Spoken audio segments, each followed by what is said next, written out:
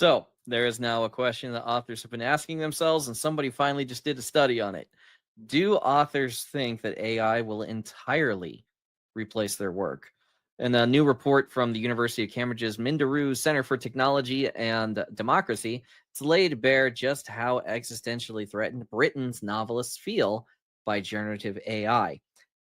51% of novelists now believe it is likely AI will entirely displace their work. Another 85% expect their future earnings to fall because of it.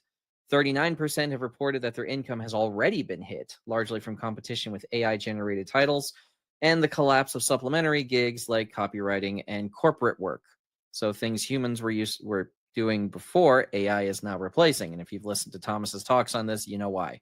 I'm sure he'll go into some history about, how the cotton gin was the AI of the 1750s. He's not listening. All right.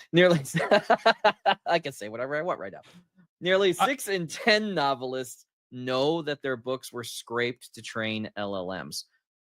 Of those, they report 99% never gave permission and 100% received zero payment.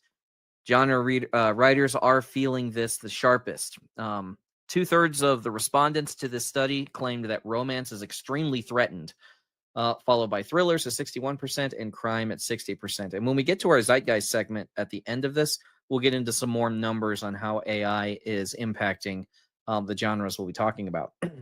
Literary fiction only scored 32% of being extremely threatened by this, which gives the idea that it's easier for AI to write genre fiction or commercial fiction because it tends to be a little more bland in voice, which AI is really good at putting out.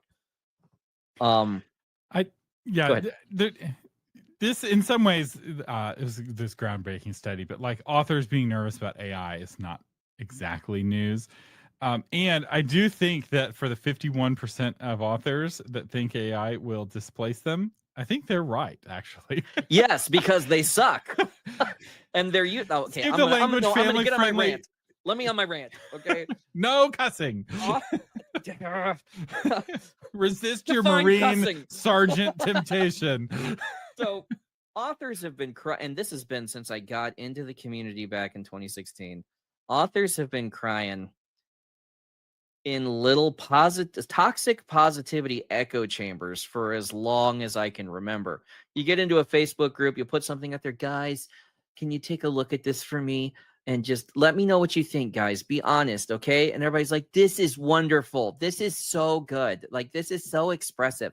And I love that you're here. And you're safe while you're here, okay? And I want you to just be able to feel that you can put out anything that you want in this. And I'm just like, you can't spell. Like, do you know what the red squiggly line means? It means do it again. No, take it back. Throws it at their face. Take it back. Like, and I've seen this in author culture a lot. And what that meant was authors didn't improve.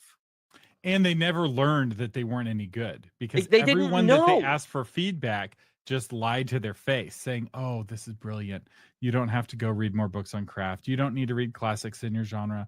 You don't need to read bestsellers. You just need to express yourself, and this is going to be a masterpiece. And it's just not true. I've been on author Twitter for years now, and I'm watching careers implode because they got into the positivity echo chamber, released their first book, and everyone was, yay, this is so great. This is so awesome. This is so beautiful. And book 2 didn't sell any copies at all because it wasn't.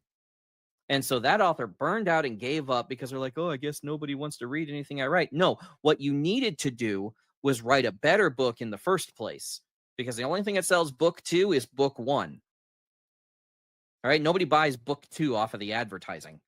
People buy book 2 because of book 1.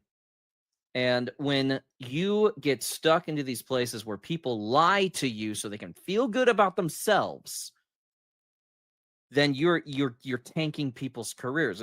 Like in the Marines, if I had a guy who would come out into the pit and be this happened with females all the time. Females would be like, we're just as good as the males. Okay, but that's not the correlation here. I'm actually bigger than you, which is rare for me in the Marine Corps, but I'm also a 3rd-degree black sash in Kung Fu, okay?